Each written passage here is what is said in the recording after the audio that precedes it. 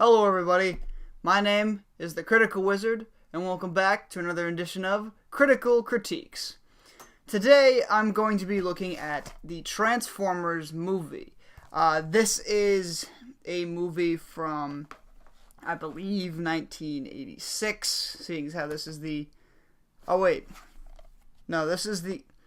Yeah, this is the 30th anniversary edition, and this came out last year, so it was from 1985.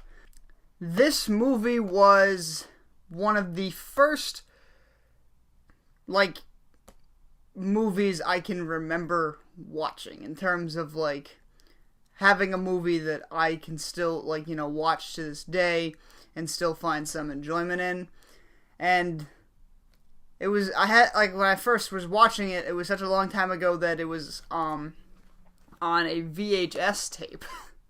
Looking back on it now, this movie is not necessarily, a masterpiece or anything that, I remember it being when I first watched it as a kid, but it's yes, it has, a really, really shoestring budget plot.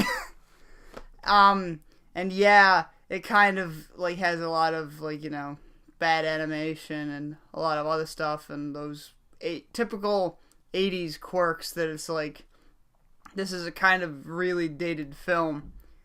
But, I love this film. It's just such a great film. And I know 100% it's just, nostalgia goggles. It's that's why I like this film so much. And I mean, it does have a lot of good voice acting. The plot does, the plot is very, all over the place, and it, doesn't make any sense, but it's, the main story, they're trying to tell is still a pretty good story about, this young, hot-headed kid becoming what he needs to be the leader of the Autobots and whatnot. And it's, that is a good story. It was just the way they told it was just, that was the part that was, didn't make any sense, and it's why... That person just died. Why are we singing? It was one of those movies, but I love it so much. It has some of the greatest lines, and yeah, it was when it came out originally, it was a very powerful moment for a lot of people. Something that they haven't tried to do since. A lot of times in Transformers movies, you'll have the big, cinematic death of Optimus Prime, but then always by the end of the film or something, they either hint that he's coming back or they bring him right back to life. In this film, you didn't get that. This film, Optimus Prime dies pretty early on. A lot of the G1 Autobots, they die right away, and people could the big fans of the show, they didn't know what to do with that. It made sense from, Hasbro's standpoint, because they're alright, we need to get more toys out, so we'll kill off all the other ones and have the new characters of this movie, those will be that's our new line of toys, let's do that. But people reacted very negatively to the death of Optimus Prime. So much so that some fans were locking themselves away from the world and because they couldn't handle that Optimus was gone. And then in the very next episode of the new season, it was they brought Optimus Prime back to life. Because Hasbro was whoa, alright, we made a huge mistake. Let's save Optimus.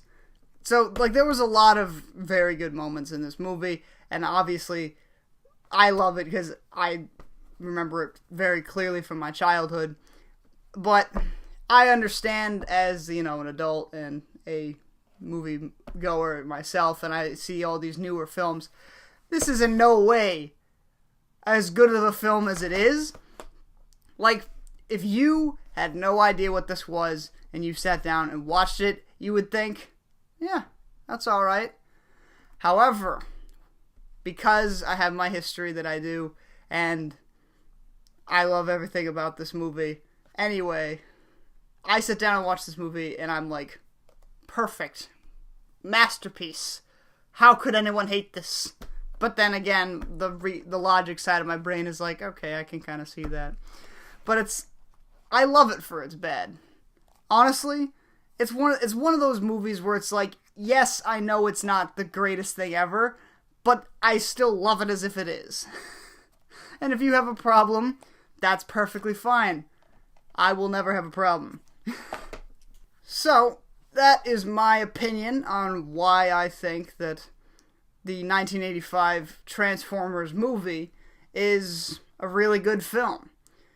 If you have a movie that you'd like me to review, you can leave it in the comments below. And if not, or you didn't like this opinion, that's alright, and I'll see you guys in the next part. Bye!